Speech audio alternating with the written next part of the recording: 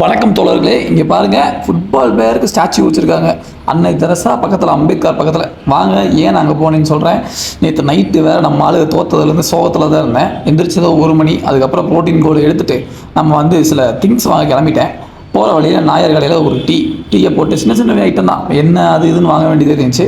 அதை வாங்கிட்டு திரும்ப ரூமுக்கு சாம்பார் சாதத்தை வச்சு நிம்மதியாக தூங்கியாச்சு. ஞாயிற்றுக்கிழமை தூங்கணும்னு என்ன வாழ்க்கை.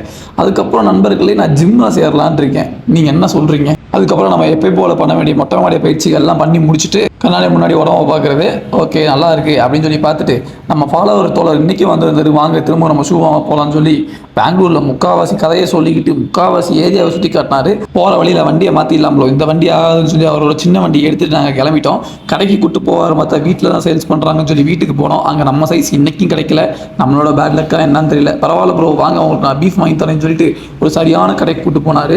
பீஃப் சில்லியும், அதுக்கப்புறம் இது பேர் என்னமோ சொன்னாங்க நண்பர்களே, நான் மறந்துட்டேன். அந்த பீஃபை இடியாப்பத்து கூட வச்சு சாப்பிட்றப்போ சரியான டேஸ்ட்டு. நமக்கு வாங்கி கொடுத்த தோழருக்கு ஒரு நன்றி. அதுக்கப்புறம் உலகத்துறை மூலமாக நம்ம ரூமில் சாப்பாட்டு இல்லைன்னு விஷயம் வந்துச்சு. அதனால் நேற்று சாப்பிட்ட மாதிரி ஒரு ரோலு, ஒரு லைம் சோடா போட்டு நீங்கள் முடிச்சுக்கிறேன். நாளைக்கு காலையில் 7 மணிக்கு ஷிஃப்ட்டு. அதனால் நான் வேகமாக தூங்கணும். டாடா பாய்.